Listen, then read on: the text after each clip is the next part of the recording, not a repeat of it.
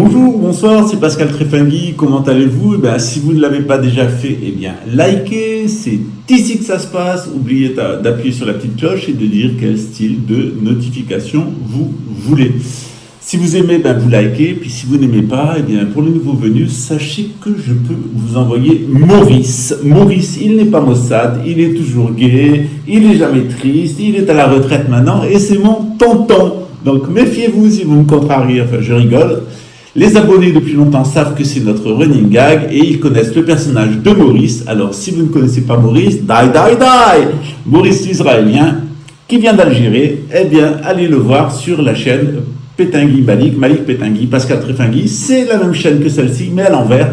C'est ma chaîne humour pour ceux qui veulent découvrir mes soi-disant talents d'humoriste. Mais en tout cas, s'il y en a qui n'aiment pas, il y en a qui aiment. Et au Brésil, ça marche bien pour moi, ainsi qu'au Canada. Alors, les amis, et au Maghreb, on ne peut pas plaire à tout le monde. Voilà. Puis, il y a des gens qui ont monté le goût, alors sinon, moi, je ne leur plaise pas. Alors, les amis, je ne vais pas me la taper ego trip aujourd'hui, parce qu'il y en a qui vont péter les plombs, surtout Père Papin. Et on va parler aujourd'hui des techniques de harcèlement qui sont menées par la police et l'armée française. Puisqu'on parle du MK ultra français, intéressons-nous au sujet.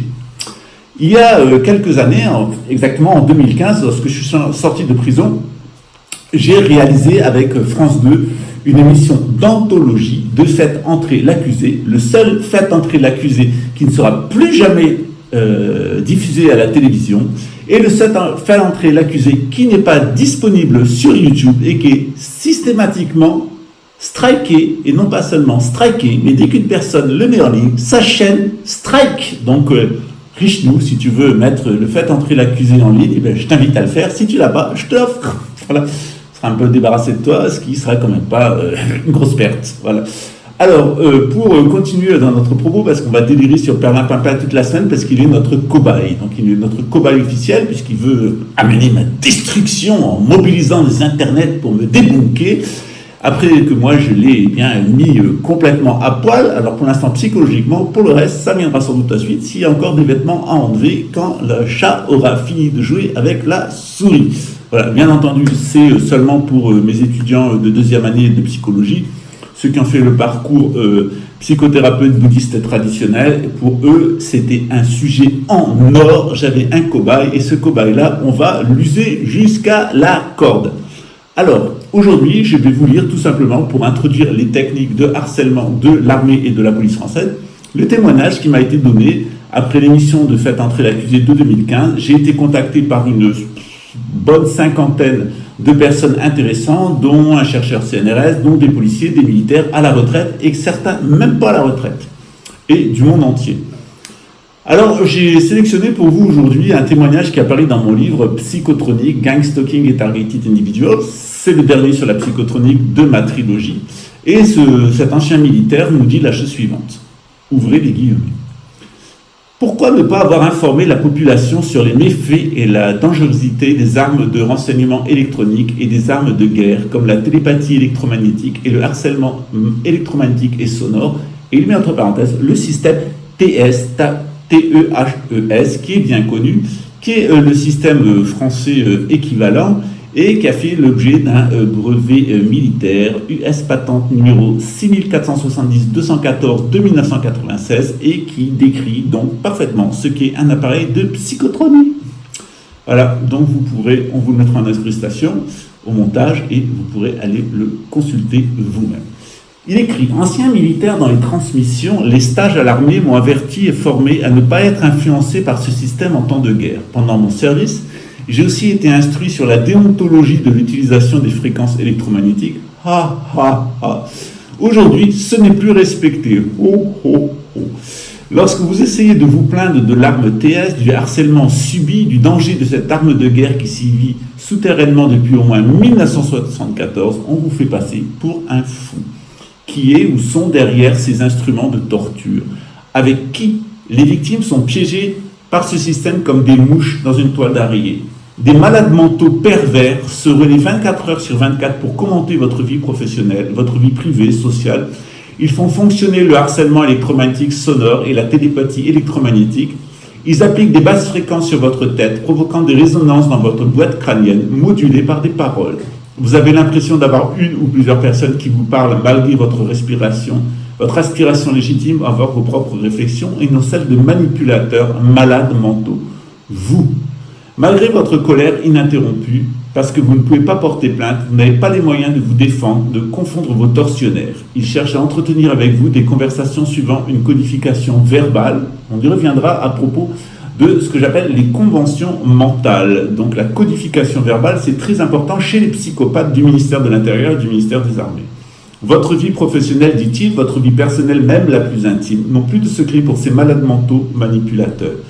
Les victimes sont isolées de leur famille, ils vous forcent à divorcer, vous êtes privé de votre cercle d'amis, tout votre relationnel social est détruit par les terroristes qui, avec l'arme, influencent vos relations pour qu'ils vous ignorent. Vous vous êtes enrôlé dans le tourbillon d'un système sectaire. Le principe est le suivant.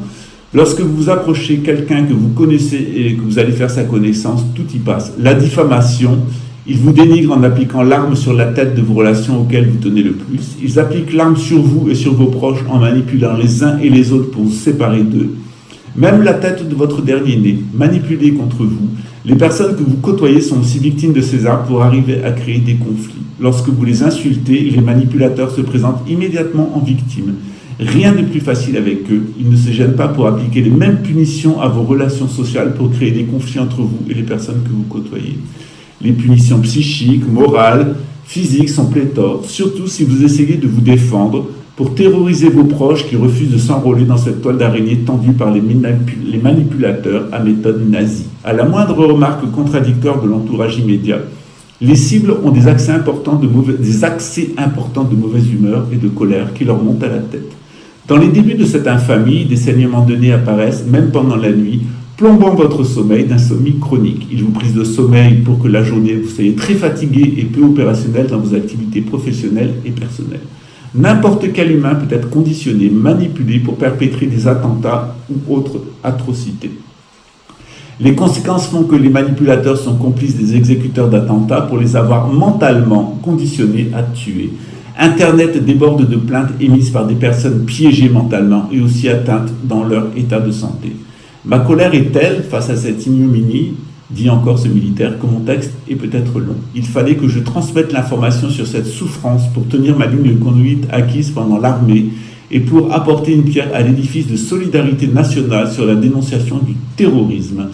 Le harcèlement électromagnétique et sonore et la télépathie synthétique sont une forme de terrorisme. Mon but est tout simplement de faire avancer les choses dans cette période de trouble rythmée par des bruits de bottes.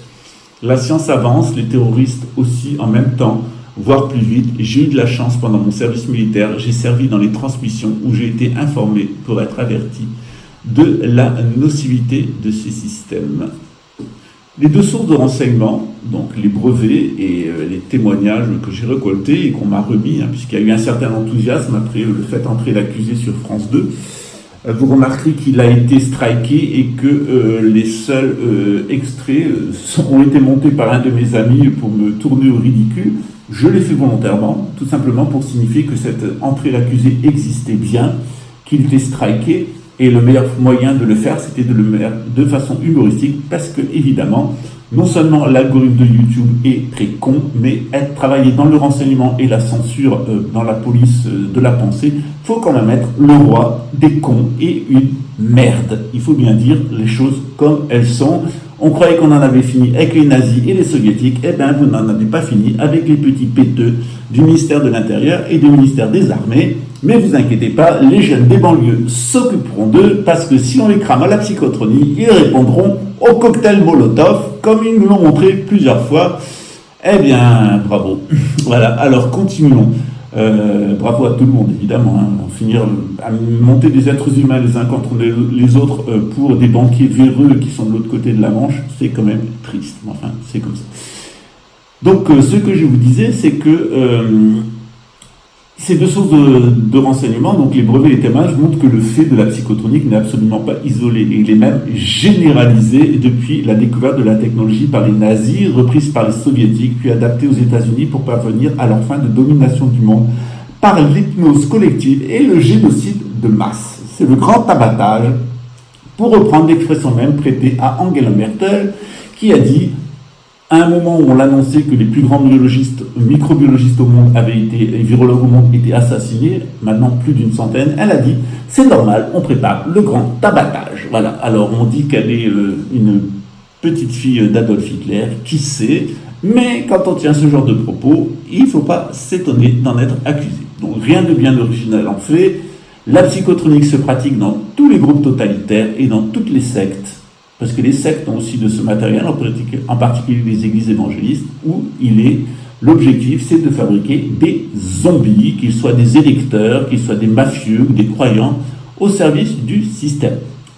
Le fait n'est pas nouveau, et sa réédition, avant la fin de la modernité, très largement annoncée, était d'ailleurs prophétisé par Aldous Huxley dans Le meilleur des mondes. Alors Aldous Huxley, je vous invite à lire et relire et encore lire son livre Le meilleur des mondes, puisqu'il était impliqué avec sa famille dans l'élite mondialiste pour amener la venue du nouvel ordre mondial, et il écrit « Les forces impersonnelles sur lesquelles nous n'avions presque aucun contrôle semblent tous nous pousser en direction du cauchemar meilleur mondiste ». Et cette poussée impersonnelle est en train d'être sciemment accélérée par les représentants des organisations politiques et commerciales qui ont développé un certain nombre de techniques pour manipuler, dans l'intérêt unique d'une certaine minorité, les pensées et les sentiments des masses de moutons. L'encyclopédie en ligne Wikipédia ne cache pas ce déterminisme historique et s'appuie sur principalement un essai qui s'appelle « Vers une problématique du harcèlement criminel en réseau » qui a été écrit par le professeur Nicolas de Surmont, un Belge qui enseigne au sein de l'Université de Québec à Chicoutimi. Le professeur Nicolas de Surmont indique d'emblée « L'espionnage et le contre-espionnage, lorsqu'ils ne s'inscrivent pas dans une démarche juridique réquisitionnée par un juge d'instruction, relèvent tous deux de ce qu'il est courant de nommer la spirale politico-mafieuse ». Et dans un texte de doctorat qui est très intéressant, qui fait près de 600 pages, eh bien, il nous renseigne sur cette dérive mafieuse et cette dérive totalitaire de nos polices et de nos armées, du renseignement. Et il a d'ailleurs produit un article qui a été publié dans la Revue internationale de criminologie et de police technique et scientifique, volume 49, de juillet et septembre 2006, pages 250 à 373, qui est disponible gratuitement à l'adresse suivante, http://classique.uqac.ca, donc UQAC, Université Québec AC, donc je pense à je sais pas quoi, Chicoutimi, donc vous pouvez décharger un certain nombre de livres. Merci une fois de plus à l'école québécoise, celle de Serge Monas, du Père Régimbal, de Richard Glenn et de Guylaine Langto et de Bernard de Montréal, de nous avoir une fois de plus ouvert le chemin dans la lutte contre le nouvel ordre mondial. S'il y a de vrais Français, si vous voulez rencontrer la vraie nation française, eh bien allez à Québec, venez ici au Brésil, il y a 7 millions de Québécois, 12 millions de francophones ici au Brésil, vous trouverez la vraie nation française, parce que ce qu'il en reste en France, ça tient quand même sur bien des aspects, et en particulier dans la fonction publique bleue et verte de l'égout. Voilà. Alors, nous serions désillusionnés, nous dit Nicolas de Surmont, confrontés à une mafia qui gangrénerait nos institutions. Alors, Nicolas de Surmont appuie en particulier sa dénonciation, comme sa démonstration d'ailleurs, sur l'instrumentalisation de la politique de prohibition des stupéfiants. Donc, il fait un parallèle entre la prohibition de l'alcool aux États-Unis, qui a été un désastre, qui a pourri toute la société américaine et qui n'a pas réglé le problème de l'alcoolisme, et la manière dont le trafic de stupéfiants est traité par nos services de renseignement, qui, en fait, n'empêchent pas l'usage de drogue, mettent même en circulation des drogues qui tuent les toxicomanes et s'en foutent plein les poches et financent leurs opérations secrètes illégales, ainsi que leurs prostituées, leurs dîners au restaurant, leurs achats de voitures et toute la gangrène toute la merde, toute la pourriture qui gangrène la police et l'armée française. Je vous renvoie aux déclarations du syndicaliste Alexandre Langlois de Vigipolice, qui vous a décrit l'état de putréfaction totale et de toxicomanie et d'implication dans le trafic de drogue de la police française, en particulier des polices judiciaires. Voilà.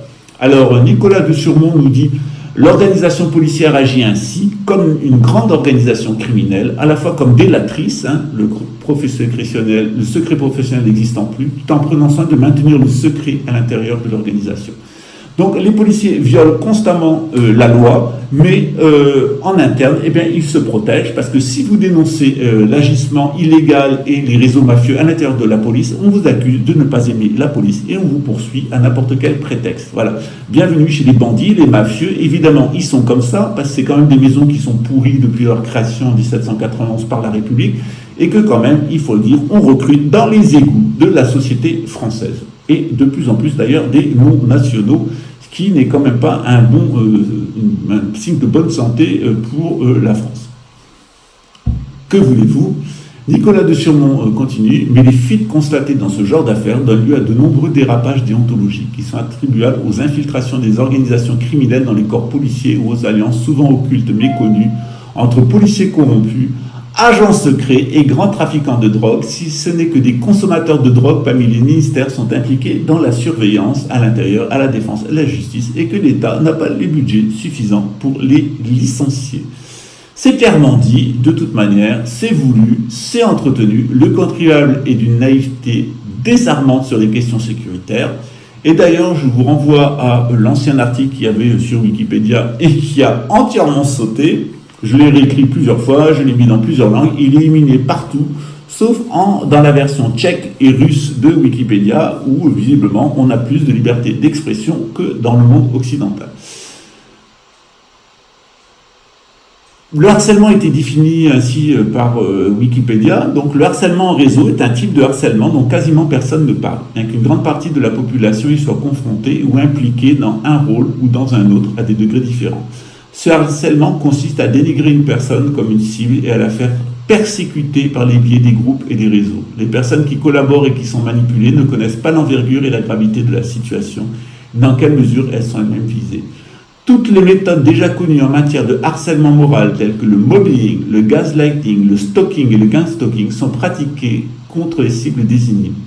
Des moyens très sophistiqués sont mis à l'œuvre sur le plan humain et technologique, en particulier pour surveiller la personne ciblée. Une des pratiques spécifiques à ce type de harcèlement est la surveillance de la cible dans toutes les sphères de sa vie, y compris sa vie privée et intime et sexuelle, et l'utilisation des informations privées dans le harcèlement via le mimétisme.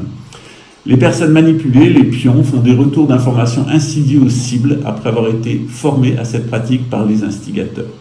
Ceux-ci leur transmettent des informations privées sur la cible avec la méthodologie pour en faire les retours. Partout où la personne ciblée se rend, le conditionnement et la désinformation des groupes et des communautés la précèdent, notamment par la mise en œuvre de rumeurs que les personnes attribuent à leurs sensations ou à leur intuition. La cible ne comprend pas ce qui se passe avant un long parcours et se trouve plongée dans un chaos extrêmement anxiogène. Des personnes sont des cibles sans le savoir, d'autres ont développé une compréhension plus ou moins étendue. Lorsque j'ai discuté avec des gens des services de renseignement français, lorsque je suis sorti de prison, on a essayé de me faire tomber avec plusieurs affaires de violence, enfin, faut voir, ils s'en sont donnés à cœur joie selon les méthodes habituelles que je connais bien. Et puis finalement, il y en a un qui a pété les plombs et qui est venu pratiquement me taper sur la gueule lorsque je descendais de ma voiture dans un McDonald's, près d'un McDonald's. J'étais allé faire des courses à côté d'un McDonald's, j'avais garé ma voiture dans le McDonald's et le type est venu m'accrocher, m'insulter, me menacer et pratiquement m'a foutu son poing sur la gueule. Alors, je lui ai quand même craché à la gueule, ce qui l'a quand même parfaitement humilié. D'ailleurs, c'est une bonne technique avec eux, cracher-leur dans la bouche, ils détestent. En plus, maintenant, avec l'épidémie de Covid-19, et puis comme ils sont là sans carte et qu'ils sont en roue libre en dehors de leurs fonctions habituelles, vous allez vous en donner à cœur joie. D'ailleurs, si vous en trouvez un, massacrez-le, vous rendrez service à la communauté. Je vous raconterai d'ailleurs une histoire qui m'est arrivée en 1985, ce qui s'est passé pour cette personne qui était exactement dans un service de psychotronie et qui me harcelait, que j'ai fini par choper, qui a essayé de monter une foule contre moi et que finalement la foule s'est totalement lynché et tabassé au point qu'il a dû demander sa mutation parce que c'était, comme souvent les gens dans ces services-là, un petit maigre sec, de petite taille, péteux, particulièrement facho, qui voulait régler ses comptes personnels et ses frustrations grâce à l'arme psychotronique et la petite fonction qu'on lui avait donnée, lui qui n'avait pas fait d'études, qui venait d'un milieu de rien et qui d'un seul coup se retrouvait avec du pouvoir. Toujours les mêmes rats, toujours avec le même profil, mais ça fonctionne toujours dans tous les régimes totalitaires. Voilà.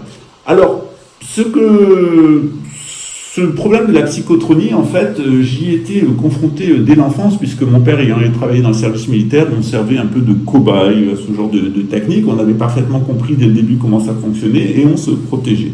Alors ma mère, par contre, elle était la pauvre un peu plus sensible et elle s'est jamais vraiment rendue compte de ce qui lui arrivait. Et bon, voilà, c'est comme ça. Il y a des gens qui réagissent plus ou moins. Voilà. Alors, plus j'ai travaillé sur ce système-là, et plus en fait je me suis aperçu que c'était lié à ce que les hindous appellent la Kundalini, c'est-à-dire l'éveil de la Kundalini. Alors la Kundalini, c'est une énergie qui est résiduelle à la base de la colonne vertébrale et que les yogis font se développer à l'intérieur de la colonne vertébrale, qui casser un nœud, briser un nœud de mémoire au niveau du nombril, qui est lié à la sexualité, à l'ego, au niveau du cœur, qui est lié à l'égoïsme, la relation avec les autres, la compassion, un autre au niveau de la gorge, et puis un dernier, en fait c'est 3,5, un au niveau du crâne, où on se reconnecte avec le macrocosme. Voilà le sens de microcosme et de macrocosme, et pas le sens psychologique ou psychanalytique, ou je ne sais pas ce qu'il est allé chercher ça, l'autre zinzin de Perlin-Pimpin, mais il nous a fait aussi tout le temps c'est dingue quand il y a des gens qui sont cons comme ils peuvent un con, il a sa connerie comme chewing-gum. Plus il a mâche, plus il la répète, et plus il est content de sa connerie. Enfin voilà, il y en a toute une bande comme ça sur YouTube, ça sert à ça. La liberté d'expression, c'est aussi de laisser les cons s'exprimer, même si quand même il y a une majorité de cons, et ce qui se dit sur YouTube, c'est quand même une majorité de conneries. Mais il en faut pour tous les goûts, il est normal, les cons doivent manger aussi, ne serait-ce qu'intellectuellement. Voilà, je ne veux pas être suffisant et prétentieux, mais je m'amuse, comme tout le monde l'aura compris. Alors, ce problème de la Kundalini, et le problème du gang stalking, le problème de la Kundalini, c'est celui qui m'a amené à étudier plus cette chose avec Gavreau, Chandler, Tesla et GetLib. Ça m'a permis de faire un ensemble avec tout ça et de comprendre de ce dont il s'agissait. Et plus je me suis intéressé à la question, plus je me suis intéressé à l'électromagnétisme du corps humain, aux travaux du professeur Rocard, Yves Rocard, qui était le père du Premier ministre Michel Rocard, qui travaillait sur les phénomènes ovnis, sur le phénomène atomique, parce que de toute façon les deux sont liés, et aussi sur la radiesthésie, la radionique, etc. Et lorsqu'il a été à la retraite, il a écrit pas mal de livres, il a écrit un livre qui est intéressant, il a produit certaines études qui sont très intéressantes, auxquelles je vous le renvoie. On n'a pas de bécon en France dans les milieux scientifiques, surtout quand ils sont à la retraite. C'est-à-dire, ils sont très cons et lâches quand ils travaillent, mais après, quand ils sont à la retraite, ils essayent de se racheter une conscience. On ne sait jamais s'il y a une mort, s'il y a un Dieu après, autant se racheter une conscience. Voilà. Enfin, c'est tout ce que l'argent achète. Une fois que les gens sont en sécurité matérielle, ils ne se vendent plus. Voilà. C'est comme ça. On appelle ça une pute. Voilà. Alors, ce qui m'a intéressé, c'est que ces problèmes d'électromagnétisme corporel et puis ces problèmes liés à la psychotronie, puis à l'éveil de la Kundalini, m'a amené à m'intéresser au réseau à la pollution de surface, c'est-à-dire au réseau de téléphonie mobile, les réseaux Wi-Fi et les émissions des tours Gwen, qui s'ajoutent d'ailleurs à l'affaiblissement de la magnétosphère. Donc je vous ai parlé dans une autre capsule, je vous ai parlé de cet affaiblissement de la magnétosphère et de la rotation de la Terre, le dandinement de la Terre qui avait changé. Alors, il semble que cette anomalie, ce dysfonctionnement dans l'équilibre naturel de la Terre, vibratoire, est la conséquence des expériences américaines de bombardement atomique dans la ceinture de Von Allen qui ont été menées dans les années 1950 et des distorsions de la ionosphère qui sont produites par l'arme HAARP qui a été inventée par Nikola Tesla. Alors, cette arme, je vous l'ai dit dans un post précédent, elle produit du dérèglement climatique et permet de contrôler des populations de mammifères. Alors, de nos jours, il y a de plus en plus de personnes qui prennent conscience qu'on est sous hypnose. De plus en plus de personnes parlent de psychotronie, tout simplement parce qu'elles se retrouvent envahies par leur mémoire, et notamment la mémoire des vies précédentes. Alors, je ne crois pas à la réincarnation, mais je crois qu'on a des mémoires à l'intérieur de notre corps qui sont héritées de personnes qui ont vécu avant nous. Donc ça m'a intrigué parce que j'ai vu que c'était tout à fait lié avec la psychotronie. Dès que vous mettez une antenne de téléphonie mobile, pouf, il y a des tas de réincarnés. Vous allez dans les hôpitaux psychiatriques, vous avez des réincarnations de Jésus. D'ailleurs, on connaît une réincarnation de Jésus qui va bientôt aller en hôpital psychiatrique pour le bien-être de la société. Et il va en trouver d'autres, parce que des réincarnations de Jésus, de Jeanne d'Arc, de Napoléon, il y en a plein. Et puis ils ont tous un bon discours bien freudien, parce que généralement, les malades mentaux, ils ont un discours qui est très proche de celui des psychiatres, hein, les clients influençant sur les professionnels, et les professionnels influençant chez les psychiatres. Donc on finit par avoir des psychiatres qui sont complètement dingues, et des malades qui sont complètement freudiens, et il y a un échange entre les deux. C'est normal, c'est les vases communicants. Ce que je me suis aperçu aussi, c'est que cette pollution électromagnétique, eh bien, elle générait de l'homosexualité. C'est ce qu'on appelle donc des pratiques de soumission psychologique, de domination, et des pratiques d'homosexualité libératoire. Alors, je vous en parlerai une autre fois. Je ferai une émission complète sur l'homosexualité à la fin des temps, et comment elle est liée en fait à la pollution électromagnétique. Et effectivement, je me suis aperçu qu'il y avait des éveils de Kundalini qui étaient spontanés face à cette technologie. Voilà. Alors, sur tous ces points, c'est-à-dire sur la Kundalini, sur les pratiques de soumission, sur l'envahissement des mémoires, je vous renvoie aux travaux du professeur Foster Gamler, qui a d'ailleurs écrit sur les stratégies de contrôle qui sont mises en place par la police politique, puis à Sylvain Tissit, qui est un ami d'ailleurs, avec son site city.net, qui parle des techniques de manipulation des masses avec des armes silencieuses de conditionnement, d'agression et de meurtre. Donc, il y a des gens qui se sont marrés, notamment Perlin Pimpin, qui a fait une véritable fixation, parce qu'imaginez, le mec, il a été violé par son beau-père, il a été psychanalysé, et il se prend maintenant pour un psychiatre, hein, comme tous les fous, ils sont longtemps psychanalysés, ils pensent qu'ils sont psychiatres. Et puis, tout ce qui est lié au meurtre rituel, alors ça le fait complètement péter les plombs, tout simplement parce que ça touche, je vous l'ai expliqué dans une autre vidéo, où à naviguer sa personnalité de possédé, et de sorcier, de psychotroné, voilà, d'épave psychique. Donc, ce qui est intéressant, c'est qu'il y a un truc qui lui a fait particulièrement péter les plombs, c'est qu'il n'a pas compris ce qu'était la croix d'Ankh. Donc, les Égyptiens, ils ont utilisé la croix d'Ankh pour pouvoir rentrer dans les édifices où était utilisée la radionique. Et cette croix d'Ankh, elle pouvait être posée soit sur la langue, soit introduite dans l'anus comme correcteur. Donc c'est un correcteur énergétique qui va rediriger l'énergie quand on est dans un lieu rempli de radionique. Alors, j'ai mis, par exemple, l'analyse qui a été faite par un directeur de laboratoire CNRS, que j'ai appelé Noémie, sur mon site colbert.onlc.be. Je vous explique l'affaire Colbert, mais aussi la psychotronie, etc. Donc je vous y renvoie si vous voulez avoir d'autres sources d'informations que Richenouille, la pauvre nouille, Richenouille, la pauvre couille, et donc vous verrez que c'est pas tout à fait ce qu'il raconte, et vous verrez d'ailleurs qu'entre la réalité et son délire de psychopathe, on arrive bien à cerner qui il est, c'est-à-dire un malade mental. Donc il n'y a pas que la croix d'Ankh qui était utilisée diversement dans les pyramides, il y a aussi donc des objets qui sont d'ailleurs souvent vendus pour les homosexuels, parce qu'on est au courant, ayant souvent passé par la prison, étant plus harcelé avec les juifs, les étrangers, les juifs, les maçons authentiques et les homosexuels, on est plus harcelé par la police psychotronique que les autres catégories de la population, donc on a appris à se défendre. Donc, eh bien, sachez que les magnetic sounds, par exemple, il y a différents objets aussi qui se portent à différents endroits du corps. Les piercings aussi, la mode des piercings, elle a été développée aux États-Unis par les gens qui étaient passés par la prison et qui connaissaient les méthodes de gang stalking liées à l'électronique. Il y a aussi les CMO, les correcteurs d'oscillation magnétique qu'on peut placer dans les maisons, et puis tous les instruments de neutralisation des champs magnétiques artificiels. Donc, par exemple, j'ai fait beaucoup la publicité ces dernières années des Q-Wave Defender et Harmonizer, qui sont des moyens de bloquer l'emprise psychotronique. Voilà. Dans mon livre, vous verrez, je vous explique exactement comment ces techniques fonctionnent, comment ces objets fonctionnent et comment ils permettent de nous protéger. Alors, Maison du Pain, elle nous disait « J'exige », comme s'il avait quelque chose à exiger. Il exigeait que j'éduquais ses enfants. Mais t'exiges quoi, mec? T'es rien. T'es un clodo qui vit dans le coin de sa campagne, on t'a donné accès à Internet, t'es là à me donner des leçons, ta famille, elle est rien, tu es rien, tu seras rien demain, et tes enfants, ils seront rien. D'ailleurs, tu ferais mieux un petit peu de te renseigner, vu comme tu parles de ta fille et comme tu as été abusé sexuellement, de ce qu'est le climat d'inceste, et sache que tous les gens, 100% des gens, 100% des agresseurs sexuels de mineurs ont eux-mêmes été agressés en tant que mineurs. Tous les gens qui ont vécu, 100% des gens qui ont commis l'inceste ont eux-mêmes été victimes d'inceste. Donc, vu la façon dont tu décris le climat d'inceste psychologique qu'il y a autour de ta relation avec ta fille, tu ferais véritablement mieux de fermer ta bouche. Mais visiblement, c'est les gens qui ont le plus intérêt à se taire qui parlent le plus, comme toujours. Alors, dans mon livre, je vous montre les différents brevets.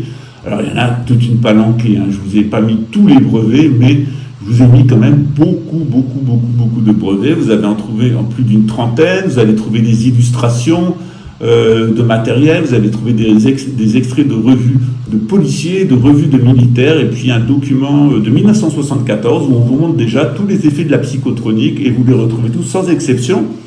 Vous regardez ce que souffre cette pauvre Béatrice Elbez et ce que souffre cette pauvre Madame Spagnol, j'ai oublié, Elena Spagnol, vous avez la description de ce qu'elle souffre. Donc c'est pas du chiquet.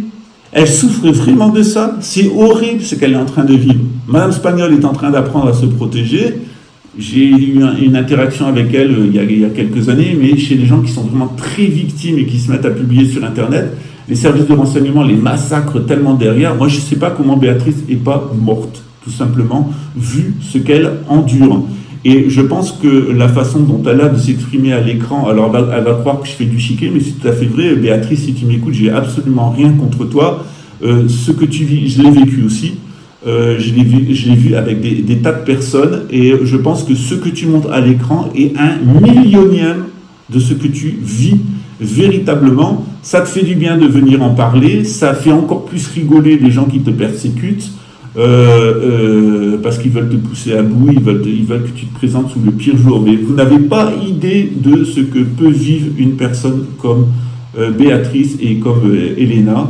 Et il faut vraiment avoir beaucoup d'indulgence et de compassion pour ces personnes. Ça ne veut pas dire que derrière, elles n'aient pas aussi leurs propres défauts, c'est pas non plus des saintes. Hein. Mais franchement, moi, je lui tire mon chapeau à Béatrice d'avoir tenu autant d'années que ce qu'elle a tenu et de continuer à s'exprimer sur un sujet en sachant ce qu'on lui fait derrière.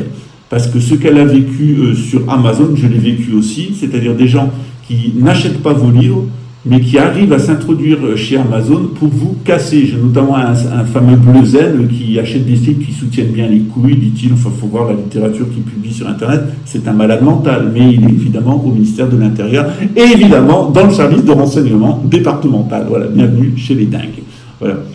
Alors, dans mon livre, vous trouverez les différentes plaintes au pénal qui ont été posées avec le contenu. Je vous ai mis tout un argumentaire juridique, et puis j'ai eu envie, dans ce livre-là, de vous expliquer un petit peu mieux les choses, c'est-à-dire comment on était arrivé, ce que je vous ai expliqué dans les vidéos de cette semaine, comment est-ce qu'on en est arrivé à la situation actuelle avec ces fameux Khazars, avec cette tentative de suprémacisme blanc avant. Je vous parle de l'accord de transfert, du projet supranationaliste. Alors il est un petit peu plus long que le livre précédent, et j'ai d'ailleurs repris des informations que j'avais mis dans d'autres livres. Ce qui est intéressant aussi pour vous, c'est que je vous ai mis un document des années 70, qui est assez intéressant.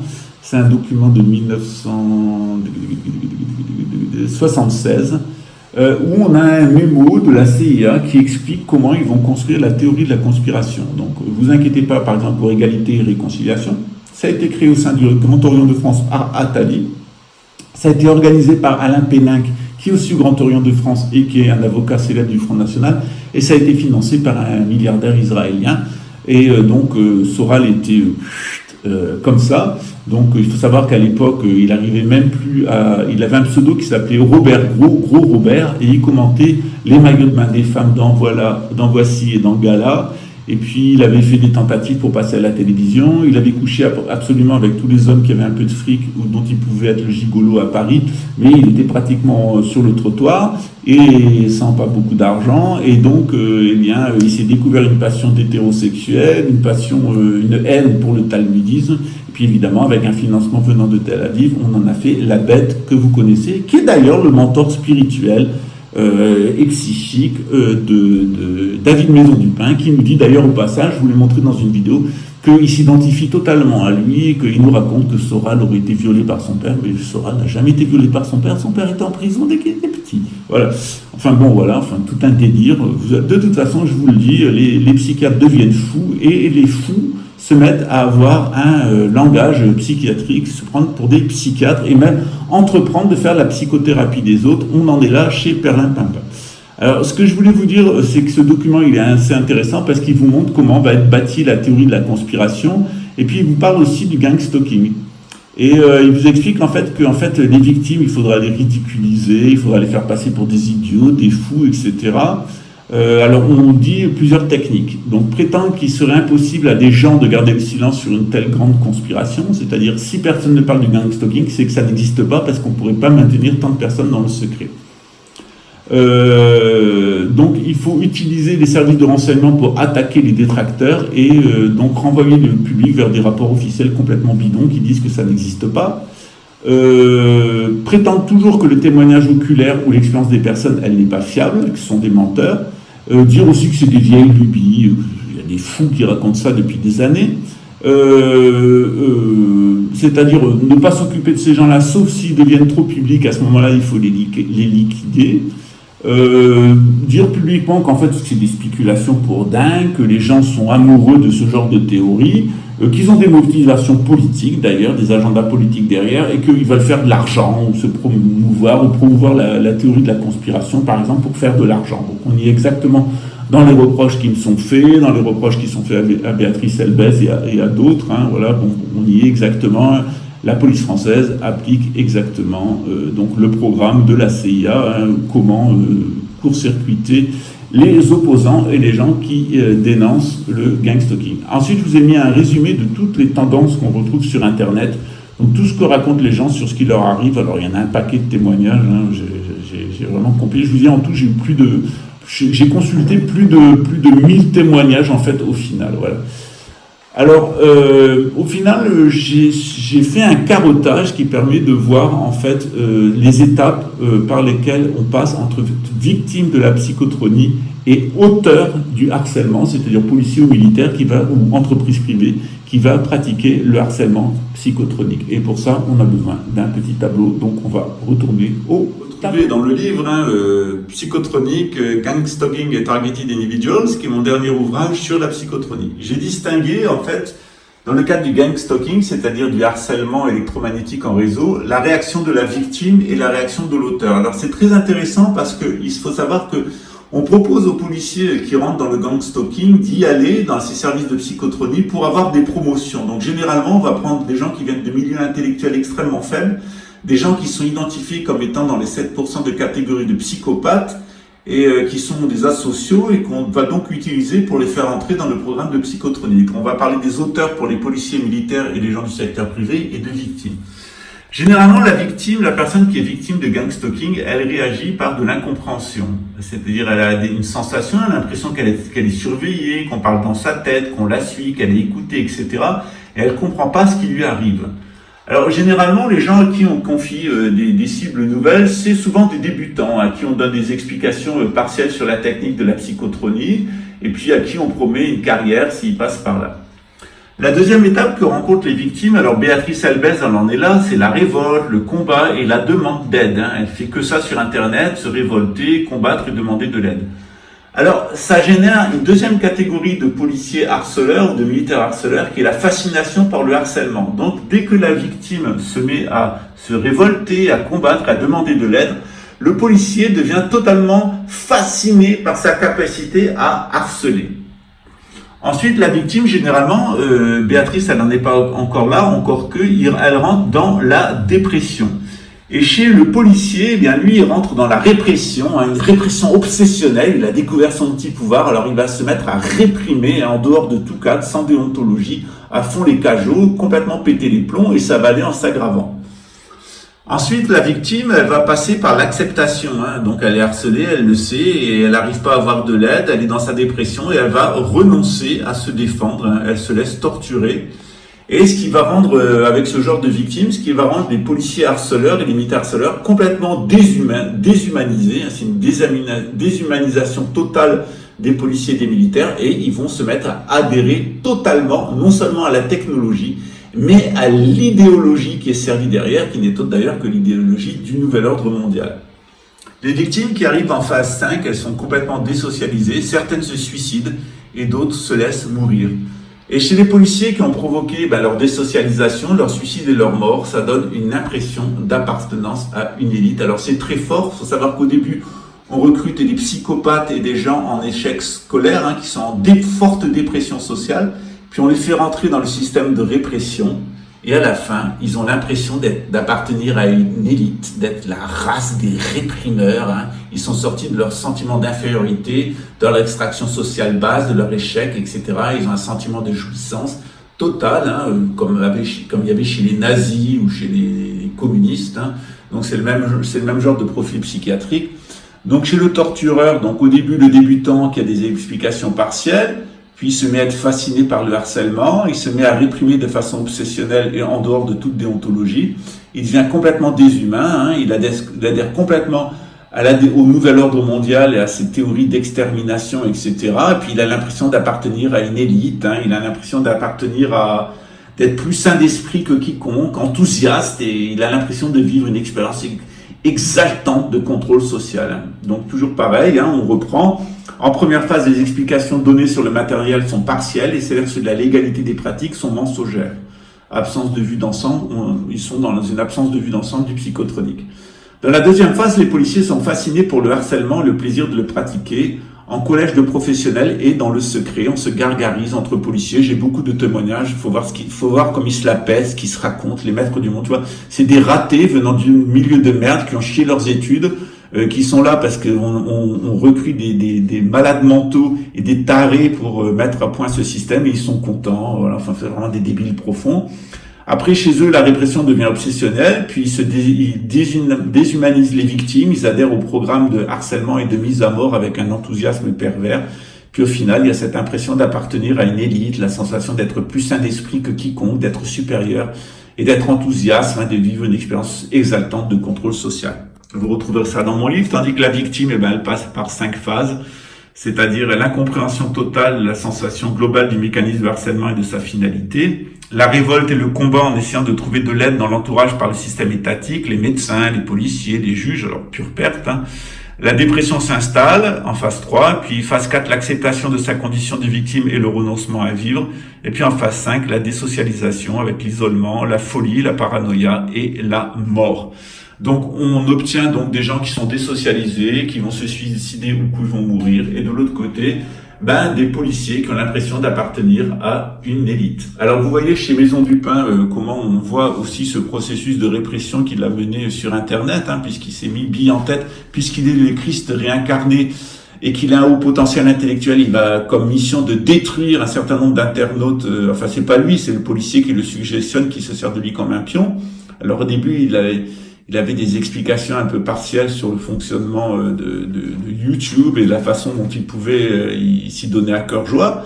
Puis il a été fasciné par ce qu'il faisait lui-même. Il a fait plein de vidéos où il dit « j'ai fait ci, 15 000, puis ça, et puis ça, et puis ça ». Puis après, il s'est mis donc à réprimer. C'est-à-dire que d'un seul coup, il s'est mis à avoir des obsessions. Voilà. Il s'est mis à avoir des obsessions par un certain nombre de personnes. Il est le Christ au combat qui devait éliminer des internautes. Puis il s'est mis à déshumaniser ses victimes. Alors ça a été Alixator d'abord, et puis après ça a été Los Locos, Wayam. Wayam, il en a un peu peur quand même. Il sait l'autre va l'envoyer en hôpital psychiatrique, donc il a quand même assez d'intuition pour comprendre que ça va lui tomber sur la gueule et que ça viendra de ce côté-là. Donc il aime bien déshumaniser ses victimes. Par exemple, moi, il accélère mon débit oratoire, il me représente en vers sur Docteur Nature Vivante aussi. Donc et puis il a l'impression d'adhérer au nouvel ordre mondial. Il nous a dit, il est là, il faut respecter toutes les règles de l'État. Enfin, il vous a tout dit. Il a la peur de mourir du coronavirus. Il faut pas prendre de la chloroquine. Enfin, faut voir ce qu'il raconte sur ses sites. Hein, c'est le vrai susbit du système. Et puis il essaye de recruter autour de lui un petit groupe parce qu'il a l'impression d'appartenir à une élite, à celle des hauts potentiels intellectuels. Alors il va chercher tous les baltringues et les tarés qu'il peut trouver sur YouTube. Hein. Les idiots du village qui ont l'impression que parce qu'ils sont devenus pères, ils sont devenus des hommes, voilà, enfin tout le processus psychologique classique des conditionnés, des normalisés, hein, des tarés comme ça, on en trouve plein sur Internet, c'est la majorité des gens. Voilà. Alors pour les victimes c'est très triste et pour les policiers aussi c'est très triste de l'autre côté. Moi j'en ai récupéré qui étaient en phase finale. Hein. Donc des gens qui sont venus voir quand ils étaient en phase finale, hein, où ils s'étaient aperçus qu'ils étaient devenus dingues, en fait, complètement dingues. Il y a eu un sursaut grâce à la famille, ou quelque chose qui veillait sur eux. Et puis j'en ai eu quelques-uns qui sont venus me voir après être passés par ces services de psychotronie, avoir tué des dizaines de personnes, parce qu'ils sont des assassins, hein, des manipulateurs, des menteurs, des voleurs, des assassins. C'est vraiment de la race des nazis et des bolcheviks. mais au service du sionisme, du nouvel ordre mondial. Des personnes qui ont été totalement désocialisées, qui se sont suicidées et qui sont mortes, eh bien, des désocialisés, j'en ai rencontré beaucoup. J'ai eu affaire à une personne qui s'est suicidée suite au harcèlement, puis des morts aussi. J'ai vu beaucoup de morts en prison. Je voyais souvent des sacs sortir parce qu'on se suicidait beaucoup à la prison de Luxembourg, puisqu'il est suggestionné pour se suicider. Et que si évidemment, disaient les policiers, s'ils se suicident, c'est qu'ils sont d'accord pour se suicider, sinon ils se suicideraient pas. Alors autant les suggestionner, comme ça fait des économies, disent-ils, et puis on s'entraîne. C'est ce que m'a dit Christian Puffer dans une vidéo que je mettrai en ligne, enfin dans un audio que je mettrai en ligne, où il a dit que la population était là, les schizophrènes sont là pour qu'ils s'entraînent à devenir de meilleurs policiers. Donc on monte des affaires bidons, on les montre entre ses mains, il va les torturer à mort pour s'entraîner à être un bon policier.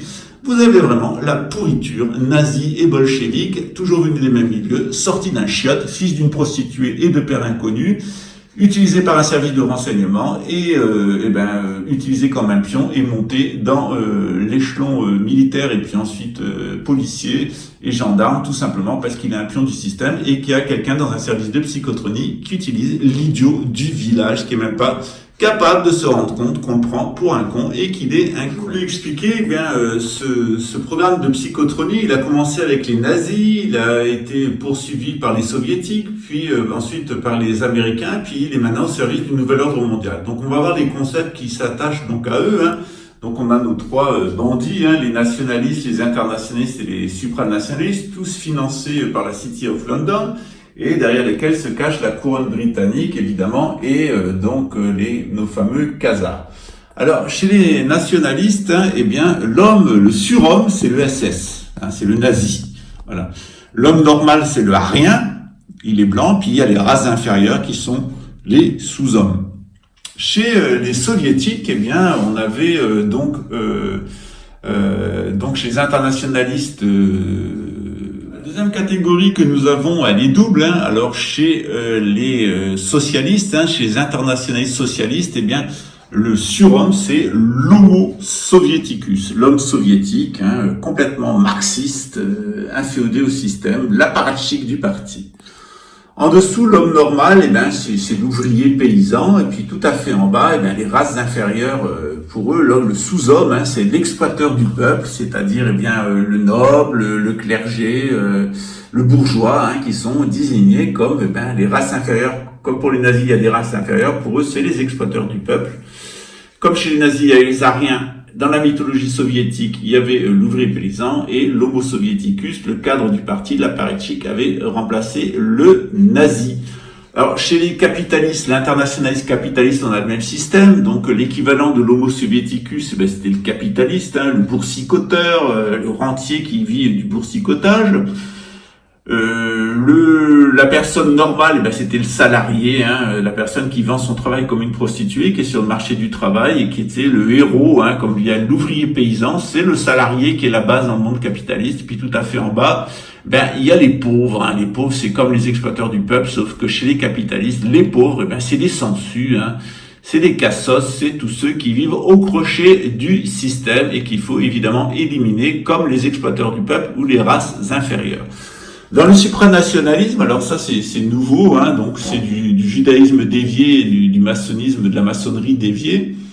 Le surhomme, en fait, c'est le transhumain, donc des moitié homme, moitié machine, connecté à l'intelligence artificielle, chez qui on va créer des mémoires pour pouvoir le diriger, et on va le connecter à une base de données, on va lui mettre des puces, on va le vacciner, enfin un bon petit zombie.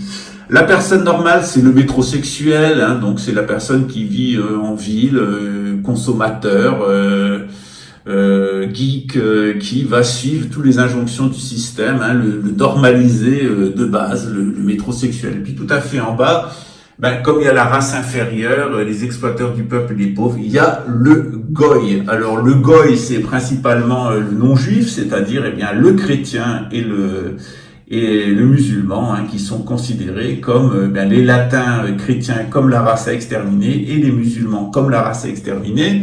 C'est pour ça que le nouvel ordre mondial veut une troisième guerre mondiale qui pousserait les chrétiens et les musulmans à se taper sur la gueule pour le compte du mouvement sioniste.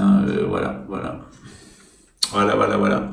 Donc on a ici tout à fait le psychotronisme. Alors jusqu'à présent, le psychotronisme, chez les nazis, il visait à éliminer les races inférieures. Il normalisait les Aryens et il était dans les mains des SS, dans les camps de concentration. Alors chez les soviétiques, le système psychotronique était dans les mains des Homo soviéticus et dans le monde capitaliste, international capitaliste, des capitalistes, donc des grands banquiers, etc.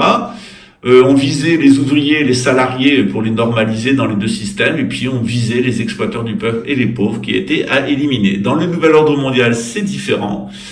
Le transhumain, c'est l'homme à choyer, c'est le grand dictateur, et puis le métrosexuel dessous et la personne normale, normalisée, et puis il faut éliminer tous les gens qui restent attachés aux religions traditionnelles, puisqu'ils sont des goïms, c'est le goï, des goïms, et qu'il faut les éliminer de la façon la plus adéquate. Donc le système psychotronique actuel du nouvel ordre mondial, il fonctionne sur cette thématique. Donc les personnes qui le dirigent sont amenées à être des transhumains, c'est pratiquement des policiers et des militaires qui ont grève des puces, qui sont vaccinés, etc. C'est les bleus verts, c'est des bons zombies du système qui sont à la tête du système psychotronique. Enfin derrière il y a des banquiers qui les manipulent, mais ils sont assez cons pour ne pas le savoir. La majorité des gens, c'est des bons zombies qui achètent les produits à la mode, c'est les geeks, les métrosexuels, et puis tout à fait en bas, il y a les goïms dont on en a marre, c'est-à-dire que c'est les communautés de juifs traditionnels, de chrétiens traditionnels et de musulmans traditionnels qu'il faut absolument exterminer parce qu'il n'y a pas de place pour eux dans le nouvel ordre mondial fabriqué par la tête pensante de ces trois passions, ces trois passions politiques. Donc on va le rappeler, il y a trois passions politiques qui sont provoquées par le satanisme. Donc le satanisme, il s'appuie sur trois idéologies politiques, mais la raison qu'il a, c'est tout simplement que le nationalisme, il s'appuie entièrement et totalement sur le matérialisme, notamment sur l'atomisme, donc le matérialisme et l'atomisme grec. L'internationalisme capitaliste comme marxiste, elle s'appuie principalement sur le darwinisme, et le nouvel ordre mondial, il va s'appuyer principalement sur le freudisme, qui est la secte dominante, la religion du nouvel ordre mondial. C'est le freudisme, c'est la psychotronie. Donc on retrouve bien les trois passions du satanisme avec les trois idéologies politiques qui reposent sur trois théories, trois raisons qui sont tout simplement l'atomisme, le darwinisme et le freudisme. Et quand on a compris ça, on a compris le nouvel ordre mondial. On a compris la psychotronique et on a compris dans quel état sont nos policiers et des militaires qui sont de moins en moins humains et de plus en plus des machines. Et j'ai eu plus d'1 millier de témoignages, ce qui m'a quand même donné un panel statistique qui était intéressant, autant des bourreaux que des victimes. Alors j'ai eu plus de victimes que de bourreaux, mais je suis arrivé à faire ressortir des constantes. J'en ai d'ailleurs parlé avec plusieurs spécialistes de la question. Et puis donc on a retrouvé tous à peu près ces 5 constantes. Alors les victimes généralement ce sont des personnes qui ont des diplômes universitaires. Toutes les personnes qui ont bac plus 4 sont dans le programme de gangstalking. Le gangstalking il vise principalement les classes moyennes, les personnes qui sont engagées en politique et qui ont un salaire qui est supérieur à 50 000 $ par an et qui viennent de familles où il n'y a aucun antécédent criminel. Donc ça c'est les victimes. La victime type c'est un universitaire de classe moyenne, engagé en politique, gagnant plus de 50 000 $ par an et qui n'a aucun antécédent criminel en famille, qui est plutôt un bon citoyen. C'est eux qui vont être harcelés par les services de renseignement, en particulier par les opérations de gangstalking. Alors le bourreau, qu'il soit dans la police, dans l'armée ou dans le privé, il sera son pendant négatif. C'est-à-dire que généralement, c'est des personnes sans diplôme. Ce sont des blancs et des pauvres, des blancs déclassés, c'est-à-dire pauvres. Ce sont des personnes qui ne se considèrent pas comme des citoyens. Ce sont des policiers et des militaires dont le salaire, même en fin de carrière, ne dépassera pas 50 000 $ par an. Et ce sont des gens qui sont issus de familles qui ont des antécédents criminels et toxicomaniaques, particulièrement de l'alcoolisme et de la prise de stupéfiants. Donc c'est ce qu'on appelle la deuxième chance. Donc l'armée et la police vont utiliser pour ces services-là vraiment la raclure, les sans diplôme, les blancs déclassés, les gens qui ne se considèrent pas comme citoyens, qui de toute façon ont un très faible salaire dans l'armée, dans la police ou dans le privé, et dont les familles viennent de familles à des antécédents criminels et toxicomaniaques, c'est-à-dire la boue de l'humanité qui est utilisée pour faire la sale besogne du nouvel ordre mondial et éliminer ce que le nouvel ordre mondial ne veut plus, qui pourraient être des rebelles, c'est-à-dire les universitaires, les classes moyennes, les gens qui sont engagés en politique, qui sont de bons citoyens, qui gagnent bien leur vie, qui viennent de familles honnêtes. Donc pour les harceler, on prend les dégénérés pour harceler les gens bien, et comme ça, on arrive à instaurer le nouvel ordre mondial et n'avoir plus que une population de moutons qui vont tout accepter et ne jamais se révolter. Donc c'est une technique qui a été utilisée à la Révolution française, où la police nationale a été constituée notamment par Napoléon en prenant tous les rebuts de la société, en vidant les bagnes pour attaquer les classes moyennes, qui étaient principalement monarchiques et chrétiennes, et ça a très bien d'ailleurs fonctionné, puisqu'il y a environ 450 000 Français qui ont été exterminés par cette racaille.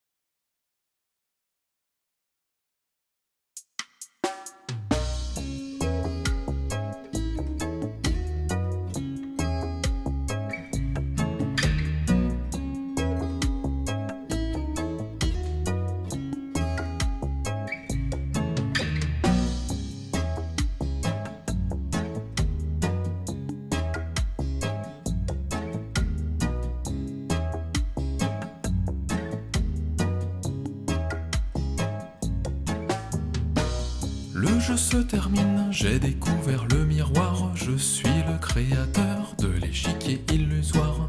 Je ne débat plus, tout cela n'est qu'une œuvre d'art, la compassion m'envahit et je mate l'échec de mes plans noirs.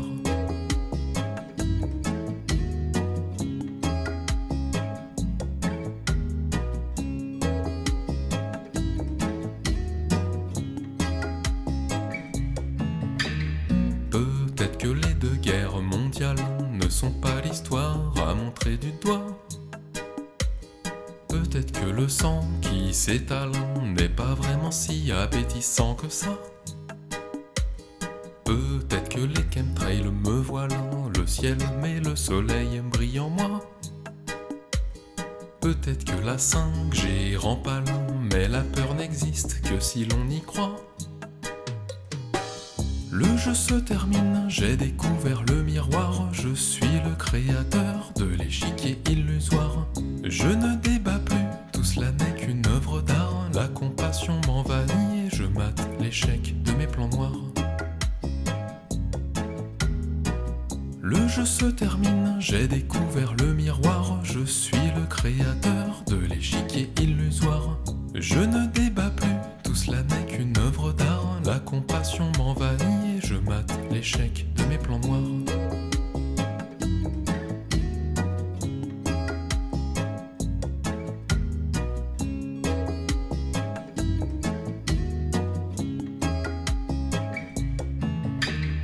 Peut-être que les vieux violences conjugales sont le fruit d'une hypocrisie générale.